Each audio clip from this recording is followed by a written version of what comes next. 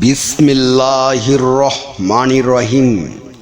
বিশ্ব আধ্যাত্মিক জ্ঞান সঞ্চার দরবার শরীফের প্রতিষ্ঠাতা আমার মুর্শিদ কেবলা গাউসুল আজম শামীম আলী চিশতির দরবার হইতে আমি অধম শাহ আলম আপনাদের সকলকে জানাই আন্তরিক শুভেচ্ছা ও অভিনন্দন।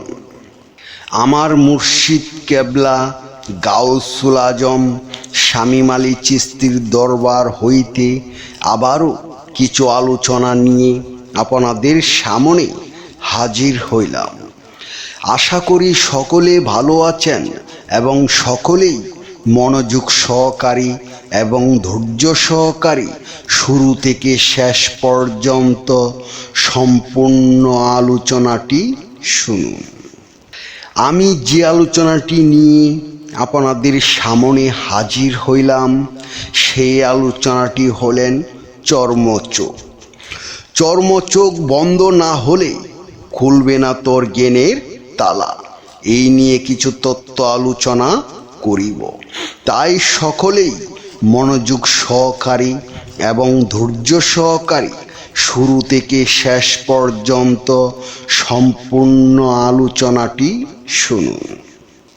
শুরুতেই বিশ্বের সকল স্তরে লোকদের উদ্দেশ্য করে বলছি, আমার লক্ষ্য আমার মুর্শিদ কেবলা গাউসুল আজম শামীম আলী চিশতির লেখা গ্রন্থের বিষয়বস্তু আপনাদের সামনে উপস্থাপনা করা, যাতে আপনারা সকলেই হাকিকত জানতে পারেন, বুঝতে পারেন এবং হাকিকতের জ্ঞান নিতে পারেন।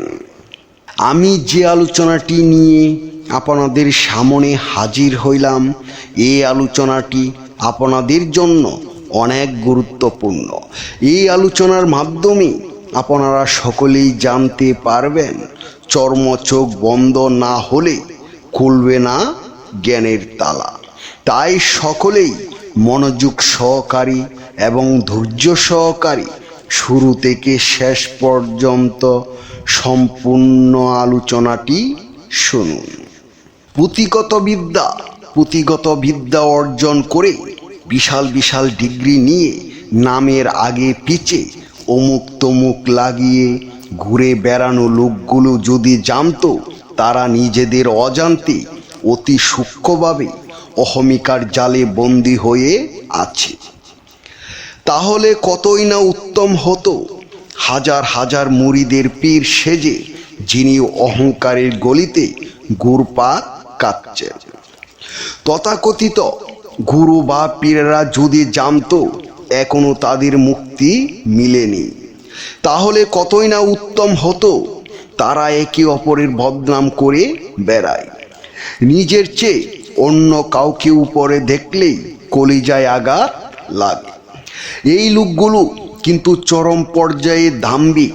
সুতরাং যার অহংকারে যে পর্যায়ের, তার জীবন ততটাই জটিল ও কঠিন করে দেওয়া হয় পরমাত্মার পক্ষ থেকে।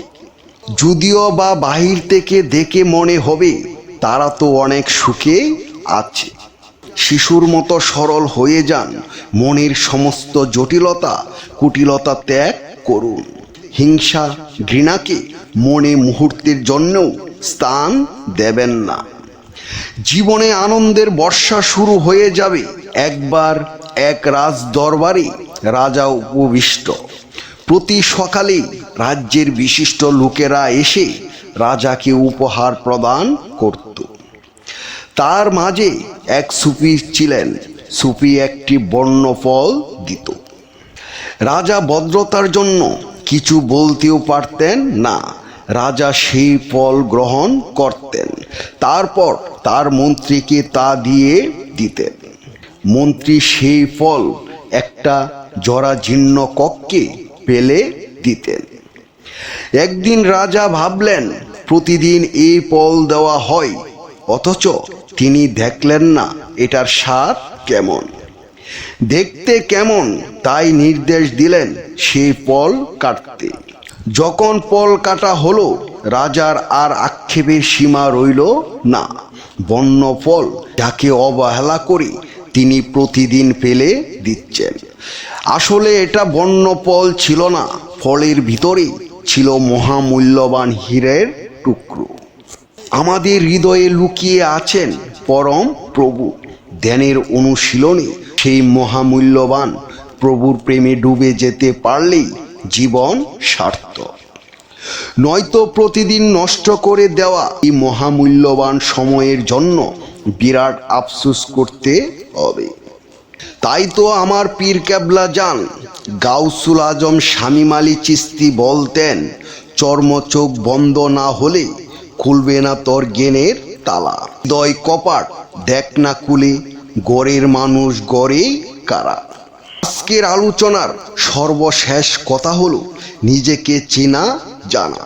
নিজেকে জানা মানে শুধু নাম, পেশা বা রূপ জানা নয়, বরং আত্মার উৎস, উদ্দেশ্য ও শেষ গন্তব্যে পৌঁছা।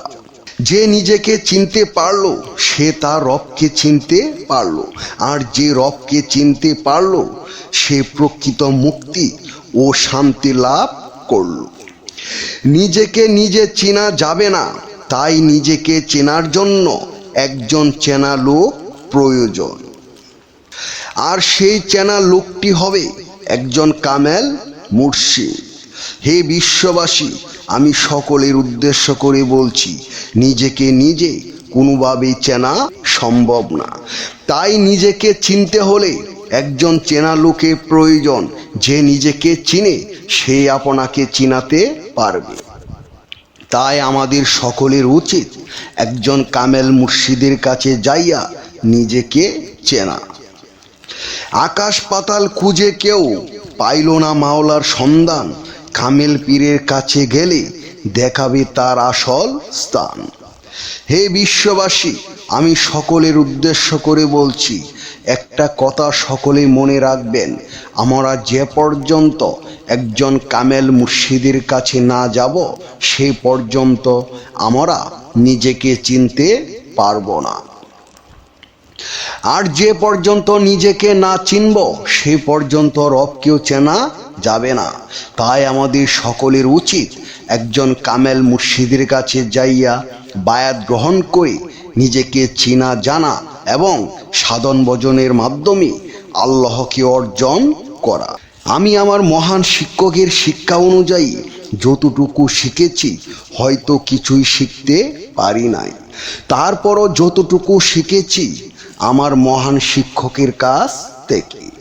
আপনাদের সকলের নসিবেও এমন শিক্ষক মহান আল্লাহ তাআলা দান করেন, যার ভিতরে কোনো অহংকার নেই, যার ভিতরে কোনো অহমিকা নেই, যার ভিতরে কোনো হিংসা নেই, ছোট বড় কোনো বাছবিচার নেই, সবাইকে সমান তালে ভালোবাসা প্রদান করেন। তিনি আর কেউ নন, তিনি হলেন আমার মহান পীর কেবলা জান গাউসুল আজম শামীম আলী চিশতি, কামেলে মুকামেল। হে বিশ্ববাসী, আমি সকলের উদ্দেশ্য করে বলছি, যদি কোনো কামেল মুর্শিদের সন্ধান না পান তাহলে ইউটিউবে যাইয়া শামীম আলী চিশতি লিখে সার্চ করেন। সেই মহা আলোকিত কামেল মুর্শিদের সন্ধান পেয়ে যাবেন। সকলেই দেখুন একজন কামেল মুর্শিদের চেহারা সুরত কিরকম হয়। সকলে শুনুন একজন কামেল মুর্শিদের কণ্ঠ কিরকম হয়, যাকে দেখলে আপনাদের ভিতরে প্রেম জাগ্রত হবে। যদি আপনাদের কাছে ভালো লাগে তাহলে বিশ্ব আধ্যাত্মিক জ্ঞান সঞ্চার দরবার শরীফে চলে আসুন।